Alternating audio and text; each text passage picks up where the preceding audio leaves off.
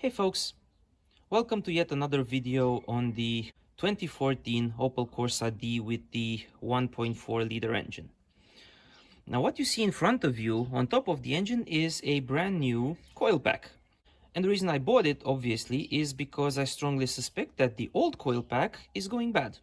And since the actual procedure of swapping the coil pack is something fairly straightforward, I plan on maybe spending a bit of time to actually show you how to properly diagnose a coil pack that's going bad.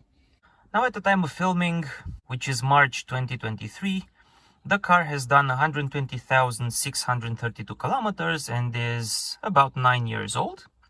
And funny enough, the existing coil pack, which I think is going bad, actually has about 100,000 kilometers on board because it's been swapped when the car had about 20-something thousand kilometers under warranty. And without further ado, let's get cracking. Now to access the coil pack, you just need to remove this plastic cover, for which you grab the back of it and pull, like so. And the front points here should disconnect as well. Obviously, after you remove it, double check to make sure that none of the plastic lips have broken. Mine seem to be intact, so that's good. And here is the existing coil pack. And I'm gonna start by actually starting the engine and showing you the symptoms that I'm currently experiencing.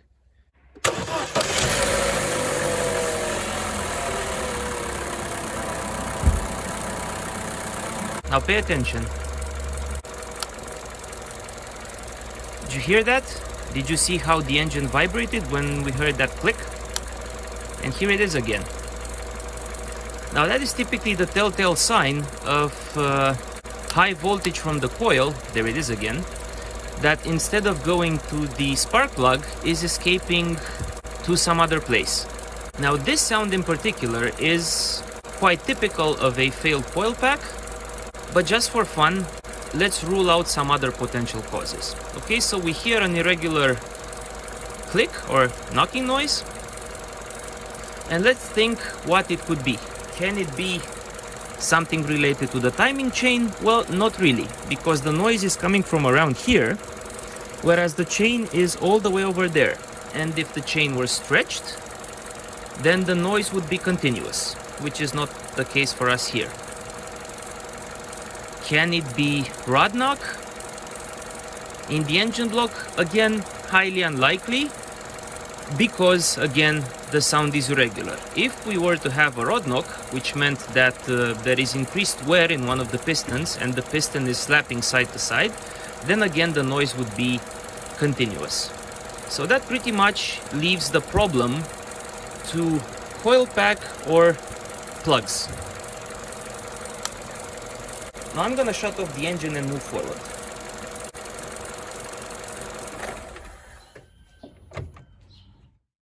At this point, we're gonna remove the coil pack. And for that, here is the connector that you have to disconnect. Pull on the orange lip, like so, and then gently pry the connector from the pack. And put it somewhere safe, like so. Next, to remove the coil pack, you have two bolts, which are Torx T30 each.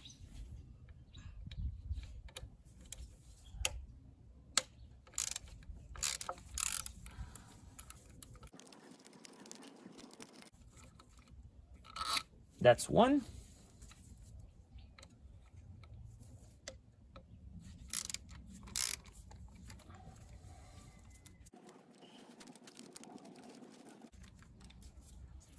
And that's two.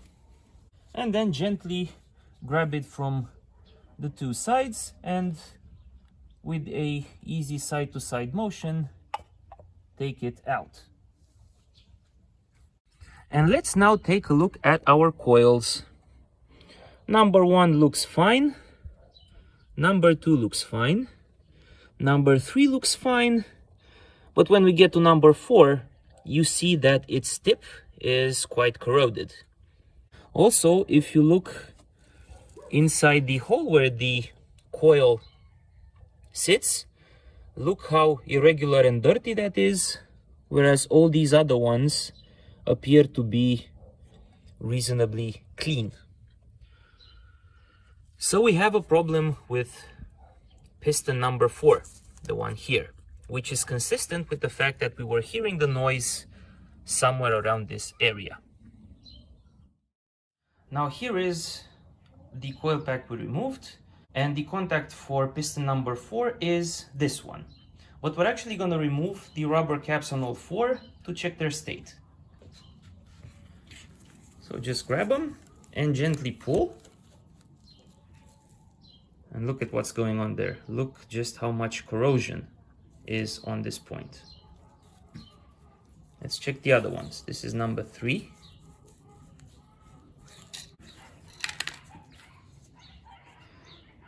Here's number 3. Number 3 is much better, just a tiny bit of corrosion at the top, but that's it.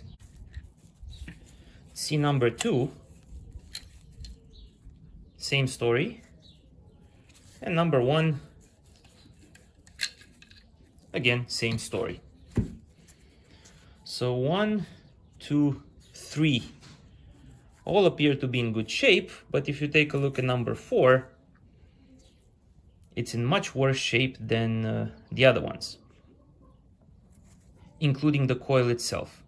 Okay, you can compare the way the two look. So it's pretty clear that we're having a problem with the coil feed for cylinder 4. And because this is one unit for all 4 cylinders, it means we have to replace it as a unit. Now, the way you get this corrosion buildup is because the pack and its tubes do their best to seal the contacts from the elements and from the humidity in the air through the use of these rubber boots, which over time can actually go bad. They can develop small cracks, or they can turn solid, at which point they no longer seal, and at which point humidity in a form or the other can get toward the contacts and cause them to go bad over time.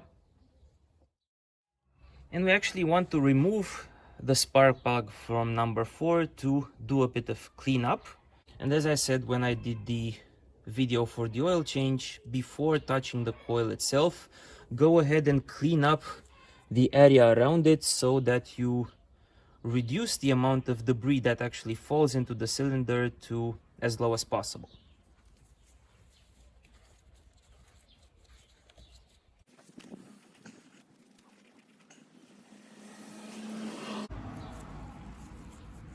And there was some dirt in there, as expected. And then using a 16 millimeter hex, hopefully you can see it, and possibly an extension,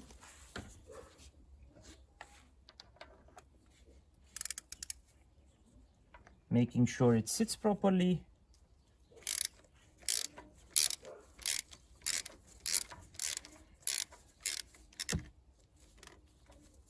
Unscrew the spark plug.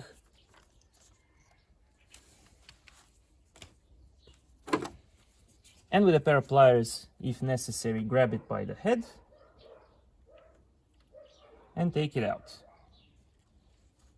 And boy, oh boy, take a look at that. That is clear indication that the rubber boot was no longer sealing properly and we got humidity reaching this part here.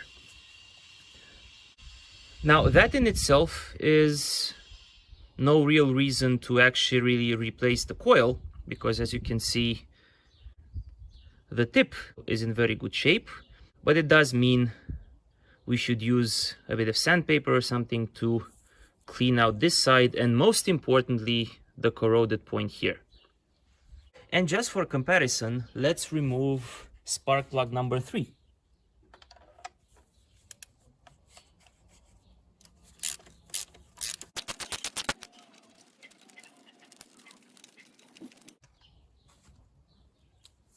And apparently this one came out immediately. And look at this.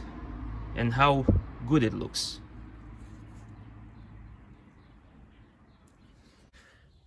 Here they are for comparison side to side. So we definitely know that the rubber seal for piston number 4 is shot. Now, we're gonna put number 3 back, because I only removed it for comparison purposes.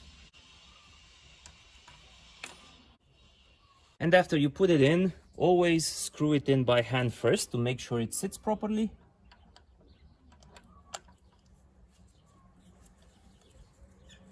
No power tools or anything like that. And just twist until you can no longer twist by hand. And we're gonna torque it later along with number 4. And now while the spark is removed, because it'll take a while, maybe just put something to cover the hole, temporarily of course, and maybe also put the plastic cap on top. Like so.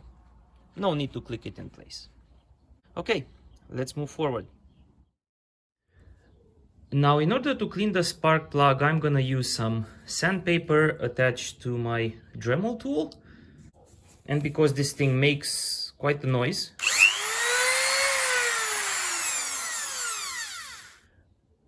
I'm gonna do most of the work offline, but I'll just give you a sneak preview right here.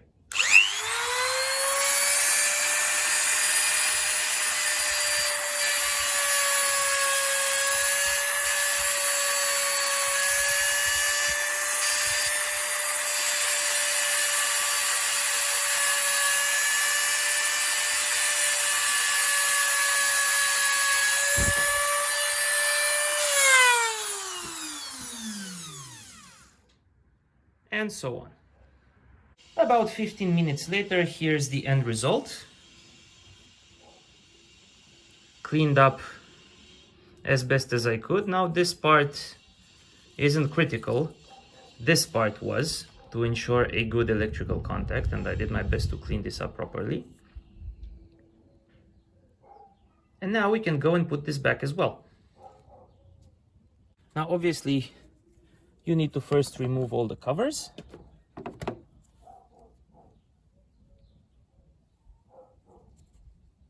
And let the coil drop.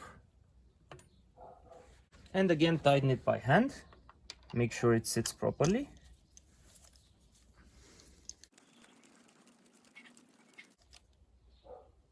Like so. Now I've installed both spark plugs in dry, so no grease on the threads. And now I need to torque them down, and the torque is 25 Newton meters, or about 18.4 pound-feet. But because I'm using an extension, I'm gonna raise the torque a little bit to about 20 pound-feet, or about 27 Newton meters.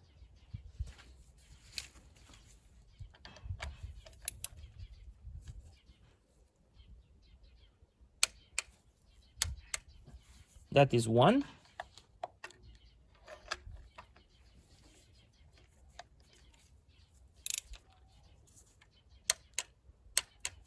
And that is 2.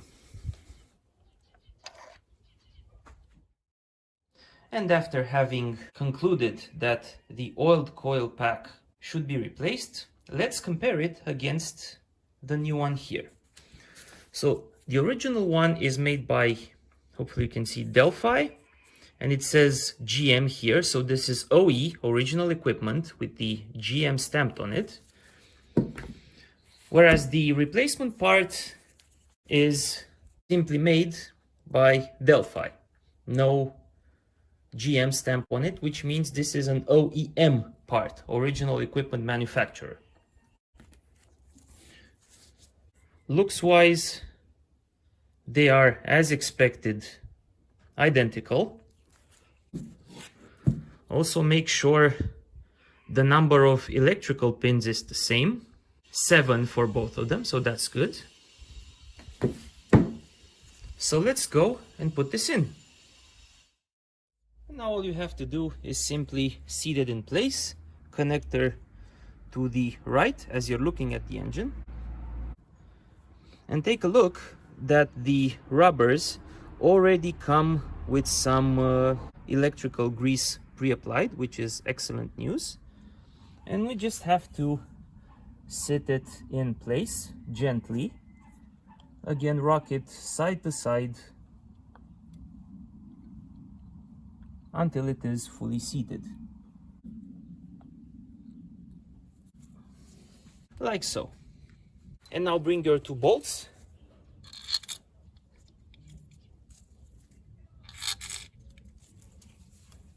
And tighten them with care. Making sure you don't strip the threads, because that would be bad.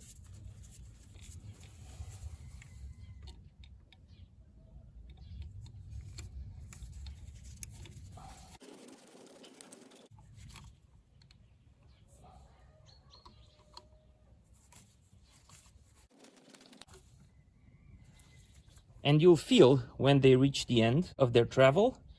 No torque is given for these, so tighten by hand. Do your best not to over tighten.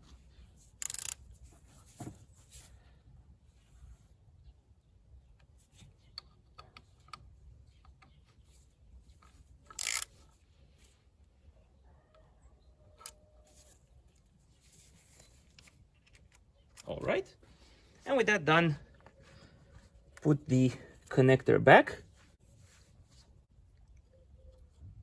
push until it reaches the body of the coil pack. It won't click, like so, and then push the orange protective pin back in its place, like so, and like so. Now it's properly seated, and we can crank the engine. And here we go.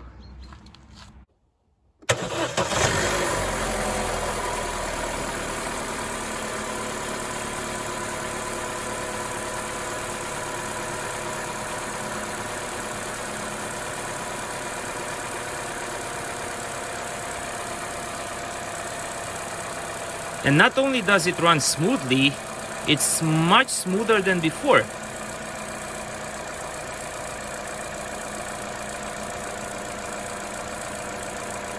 And if everything looks good, which it does in our case, we're gonna put the plastic cover back on. Connect it at the back first. And then push it at the front. Like so. And now I'm gonna let the engine idle for another minute or so, and then I'm going to take the car out for a test drive. And here we are during the test drive. I'm taking a small break, and as you can see, the car is fairly stable. There are no unexpected vibrations, which is something that we were hearing before, and the car would judder significantly and the RPM indicator would fluctuate.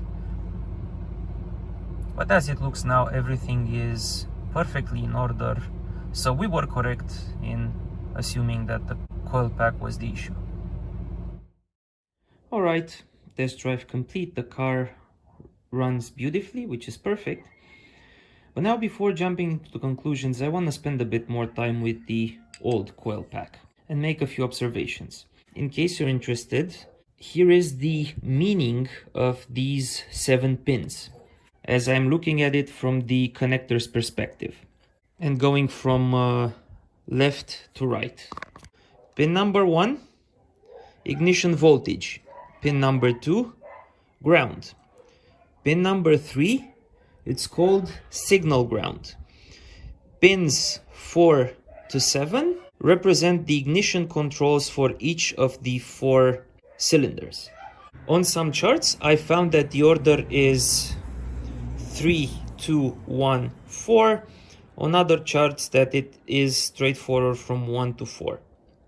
And what we can do just for fun is take our multimeter and do some impedance measurements. Here's the part upside down. So the pins, as before, is input voltage, ground, and so on. So let's measure relative to the ground. Now I'm using my black line to connect to the ground and the red line to connect to all the other pins, because obviously to measure impedance, these two generate a current that flows from red to black, and the internal circuitry may actually block that current if it's supplied the other way around. Let me show you what I mean. So this is ground, this is signal ground, and if I put it like this, it says 6.26 kilo ohms, but if I replace it, it says it's an open loop. Okay, so let's go. Relative to ground, we have 6.25 kilo ohms impedance to the signal ground, 19.17 kilo ohms to the first coil pin, 19.21 to the second coil pin, 19.24 to the third coil pin, and lastly 19.23 to the fourth coil pin. Alright, so this in principle would suggest that the actual electronic circuitry inside this coil pack may not necessarily be damaged or worn out in any way. But obviously, if you were to get fluctuating impedance between those pins, that may suggest that the connection to one of the pins is faulty or has become faulty,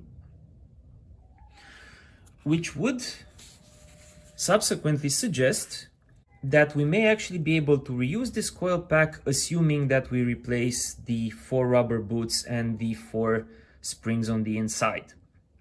Now, there are replacement kits out there that provide just the boot and the springs. I couldn't really source one myself, and I figured why not just get a new coil pack? It can't really hurt. Back then I wasn't sure what the source of the problem was, so this was the safer approach. But yeah, if you can source replacements for these, just take each one and their coil, and you can basically throw these away. But also make sure to clean the insides here. See, this one looks good on number 1, as we've seen earlier. Number 2 and 3 also look good. But because of all the corrosion that accumulated over time, because this boot wasn't sealing properly, if you look inside number 4, it's just very, very dirty inside. So what I will do off camera at some point in the future is clean this inside. And if I manage to source a set of rubber boots and springs, new ones, maybe I can reuse this in the future if need be. I'm definitely not going to throw it away. The coil pack, I mean. And with that said, let's move on to the conclusions. And I'll try to keep it short with regards to the conclusions. First and foremost, as you've seen, the procedure to replace this is fairly straightforward. So just 2 bolts and the connector to remove and to put the new part in. The diagnostic part is where you need to pay a bit more attention. But the signs of this thing failing are fairly common, and they typically include a misfire, or at least one misfire, one way or the other, as you've seen in the case of my car. And these do tend to fail in one way or another. It's something quite common on Corsa Ds, as well as some other models that use the same part. You can measure the impedance in the pins to see if there's any damage to the unit. If there is, you'll have to replace it. If not, maybe you can reuse this in the future. And best to get a kit to replace the springs and the rubber boots. What can happen most of the time is these rubber boots simply dry out with age. They no longer sear properly, and if humidity gets inside, it tends to corrode the contact between the spark plug and the spring, or the spring to the coil pack, and so on. So you may simply escape with just a new set of these and some cleanup. Now, as for the unit itself, As I said, I replaced an OE one made by Delphi with an OEM one made by Delphi.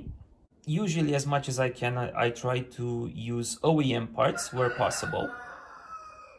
And with regards to cost, the OEM unit that is now in the car was about 95 euros altogether, or close to 100. So nearly 100 euros.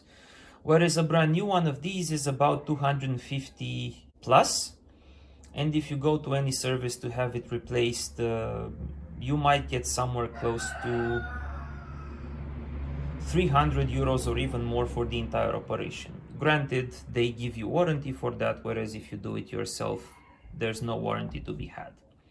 And with that said, as always, thank you very much for watching. I hope you enjoyed the video. If you did, please consider subscribing. I wish you all a lovely day, and I will see you next time. Take care and goodbye.